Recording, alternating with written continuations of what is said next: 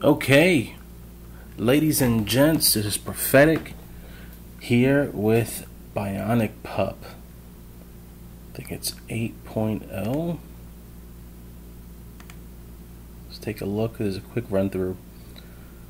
Just loaded this up, just changed maybe some themes, and then the wallpaper, that's only it. Released February 2019. BionicPup 64 is documentation for it.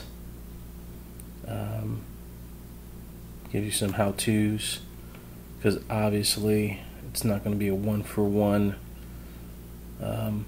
use case for a more full-fledged desktop. This is definitely a unique OS.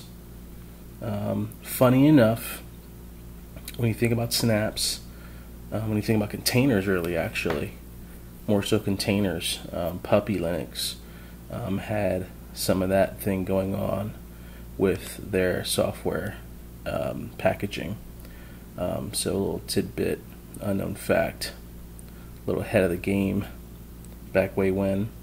But yeah, so Puppy Linux for me holds a special place in mi corazón, in my heart, because when I first got into Linux, I didn't have the greatest hardware to play around with, and so when I found Puppy Linux, it blew my mind how fast it was on really dated hardware. And so basically, I went into an install fest, just crazy, nonstop installing stuff, tweaking it. And I got pretty comfortable with Puppy Linux and making it pretty usable as a daily driver for me on my USB. Where I was in college, my last year in college, I was like loading it up on the labs so that I can bypass any limitations on time limits they would have on you when you go to the labs.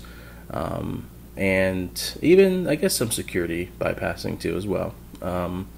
So, I didn't do anything crazy, but it was just kind of funny. Eventually, there's one particular lab I went to, was literally on the same floor with IT.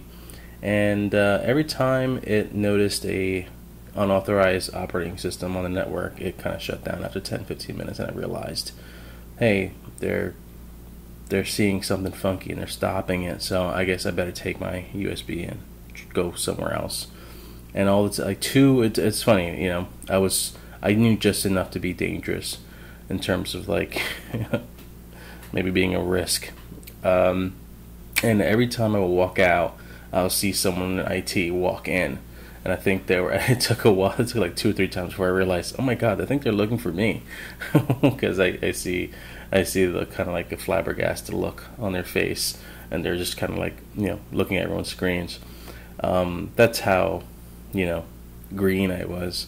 But it was fun times. Also, my church, we converted a lot of machines into like a gaming rig for, really old school retro games. It didn't go too far, but it was just cool to see the potential was there. So anyways, that's why when I'm on Biddle, when I'm on Telegram group, I'm jokingly pushing puppy propaganda for that reason. I had such a great time, and so happy to see that things they're still making spins. And so there's not officially a Puppy Linux release. This is more of a puppet, they call it, which is like a spin based on Ubuntu Bionic. And so when I first launch, they give you, the setup screen. It's not this screen. It's like it's sort of a welcome screen to configure some like time settings and all those things. And again, welcome screens, kind of ahead of the game there. Obviously, in a welcome screen, you don't want to, manually configure your monitor sometimes, but or the resolutions. But it gave you all these options to tweak keyboard and all that stuff. So it's a little clunky, but it was a welcome screen before a lot of people had welcome screens, nonetheless. So yeah, so once you get the Wi-Fi working, let's see if they even have it here. Yeah, let's see. I really want to see the puppy setup now. I really want to show you guys what it looked like.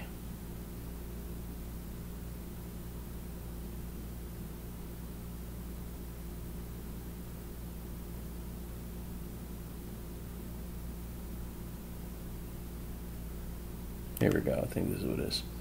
Yeah. So I had this stuff there. I think after this, there was like a Wi-Fi thing that will pop up. Yeah, this will pop up after that.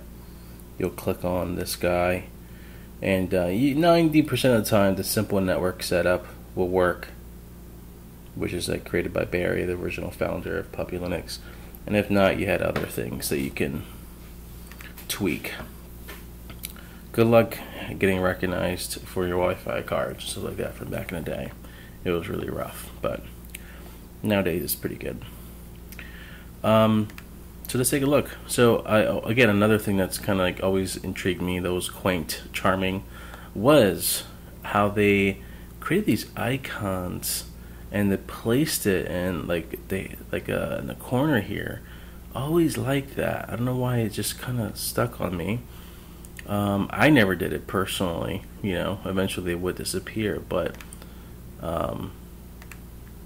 here's a file manager.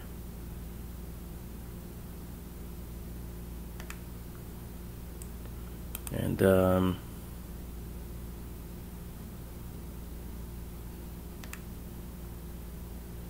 really super basic.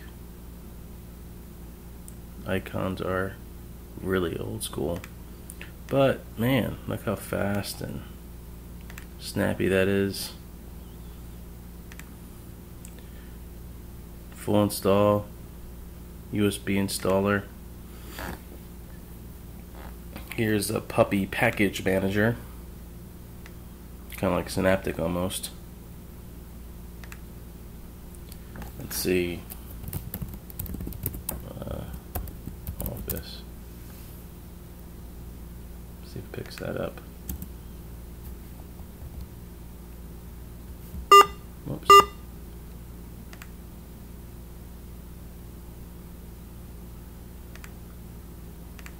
don't know why it's not searching.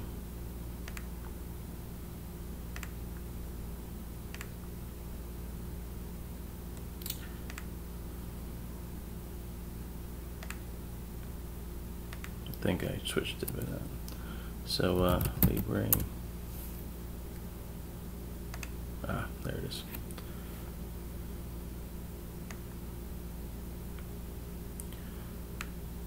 So yeah, you have the language support.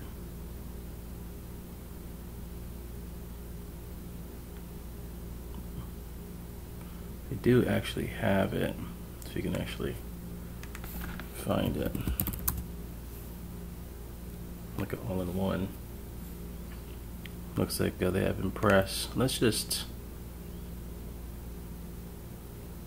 see.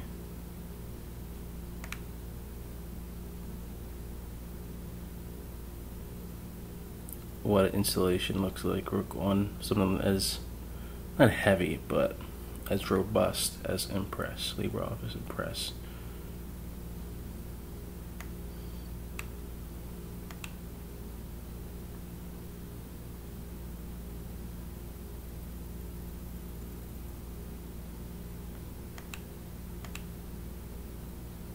I don't know what's going on here. Maybe it's hanging.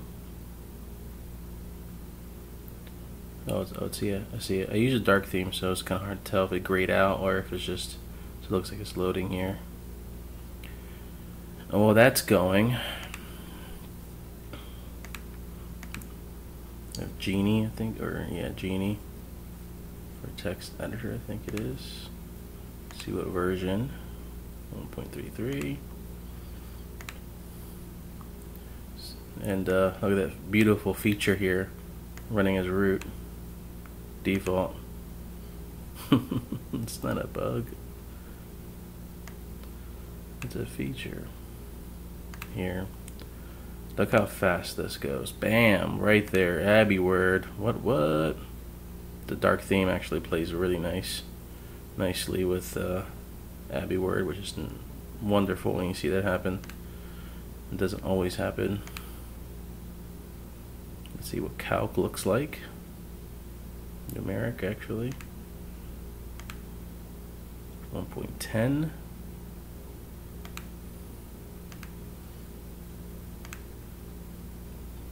Oh yeah.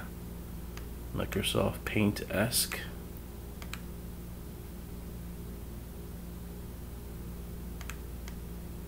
Oh yeah.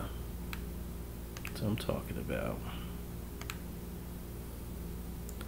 Draw. Okay, Inkscape. It's funny how they rename the apps. So that's still installing while we wait. Pale Moon. My goodness, I haven't heard of this in a hot minute.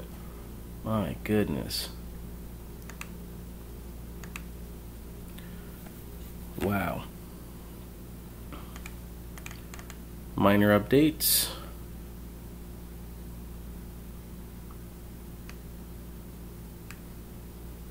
Look at this. Not even secure HTTP. Not even HTTPS. But so yeah.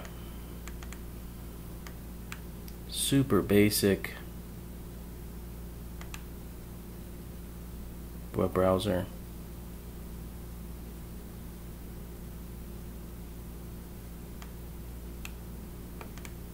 And I never even heard of this.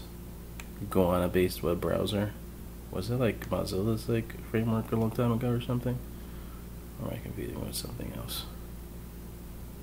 Okay, close to a Go-based browser like Mozilla SeaMonkey in the way it works. Okay, yeah. It's close to it, but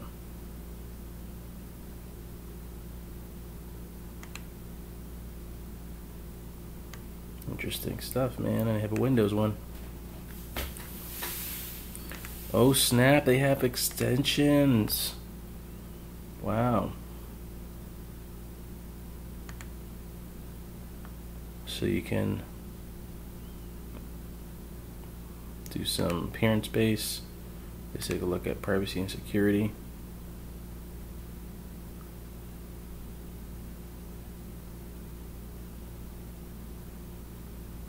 Add AB Prime. So it looks like it's just got done. Gives you what successfully installed, what failed, and what things are needed. Press OK. That should be okay.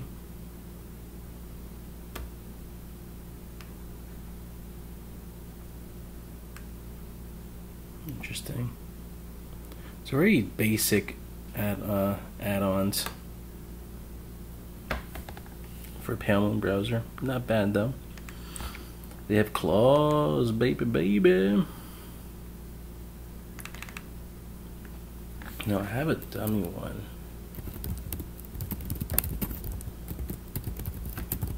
See if it works. Your mama.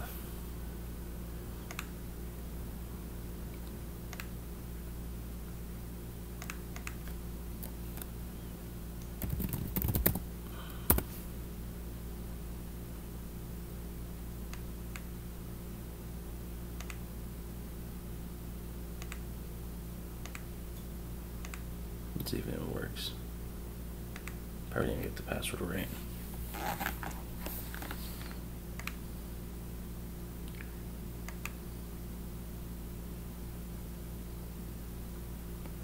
Oh well, looks like I did get it.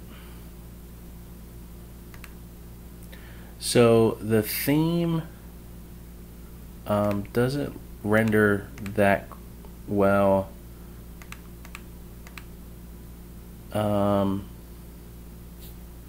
Under claws. This isn't really the best.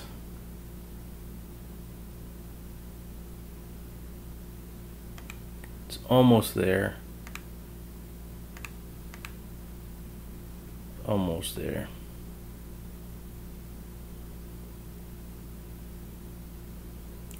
And I actually use claws for a little bit. Whoops. What is that? Wow, it won't even let me. Okay, that's weird. That's a weird layout. This is a dummy email account, so don't get too mad that I'm using Outlook.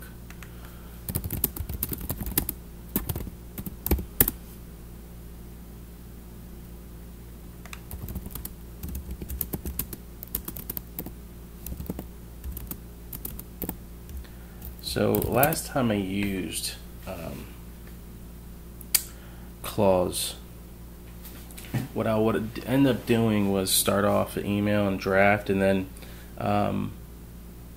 whenever Google would autosave a draft on the back end, it would actually send it.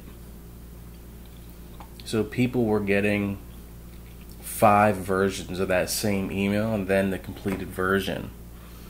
And sometimes, as you know, when you're editing an email, you go back and change things. So it would be pretty different sometimes by the time they get the last email. And I was like, wow, that's just too dangerous, you know. So I stopped using it.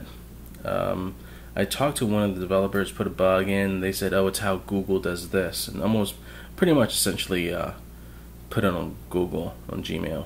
Like, oh, it's their fault. They do this way. And you know, claws, I'm sure developers aren't really concerned with accommodating Gmail users, because they're probably more focused on people who are using other more open or friendlier email services. So I don't really expect them to bend over backwards to work around Google's how they do Gmail. So I'm going to do this test email now, which it's great to actually have it sent later now. That must be very new. But I'm going to send this, and I'll let you know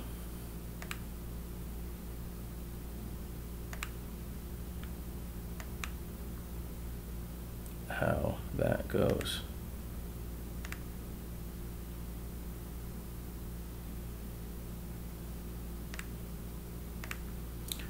Clause 3.16.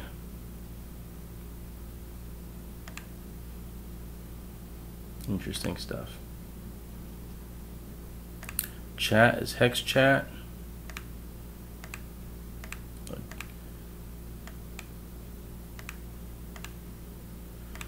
Calendar. Osmo. Pretty. Yeah, like very. Actually, it's funny that I have MPV here. I wasn't really expecting that one. Wi-Fi connector. And then quit pegs. Here's like a shortcut launcher on updating the system. Yeah, they're like, never mind. We're not going to bother. We're just going to send this to be a hyperlink.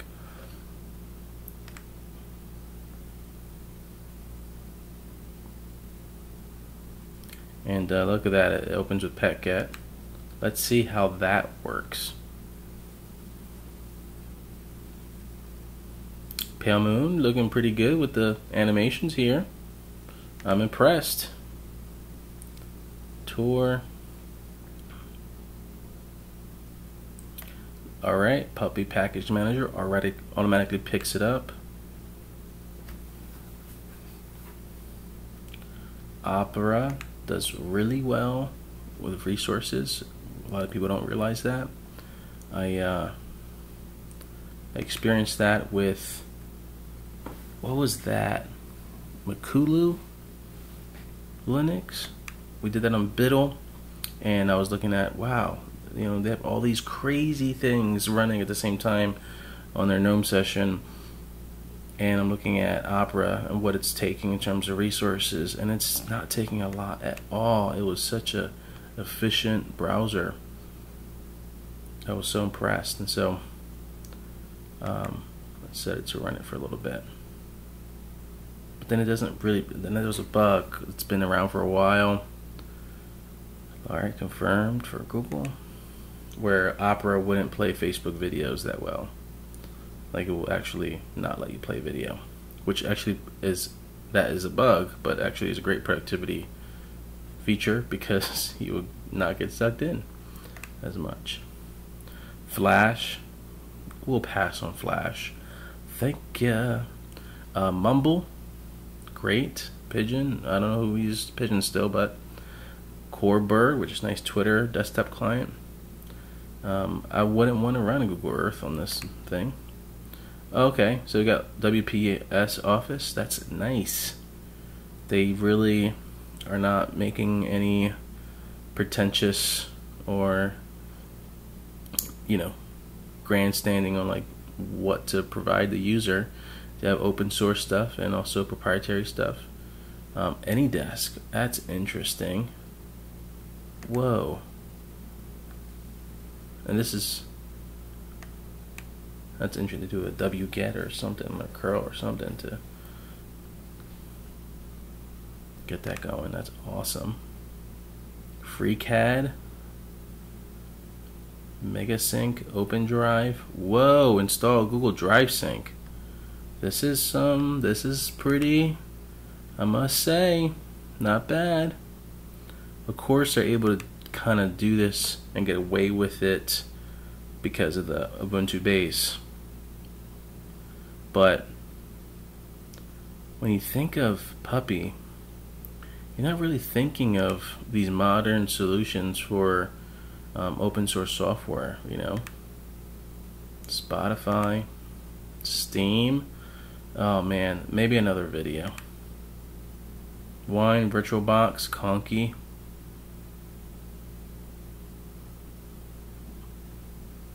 Then some drivers. Look at that. That is nice. That is really nice.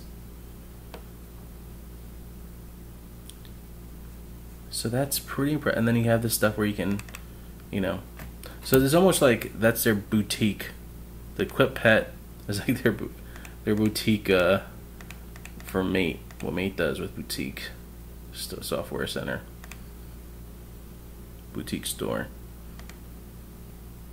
So let's run Impress.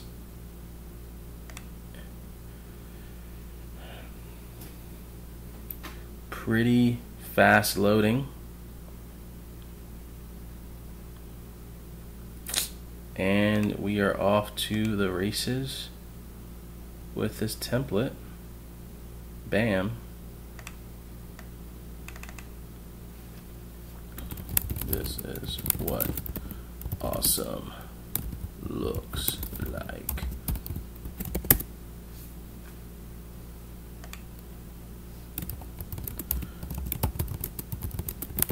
Pup, what? This is pretty impressive.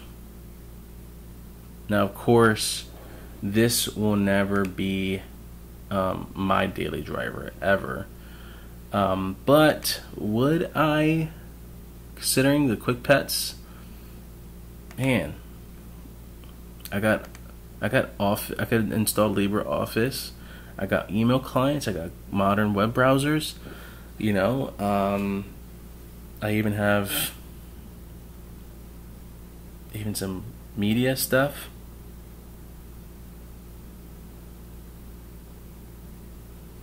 That's pretty impressive stuff here.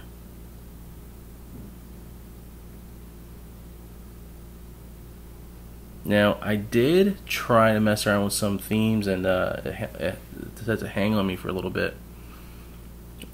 But Redshift, wow.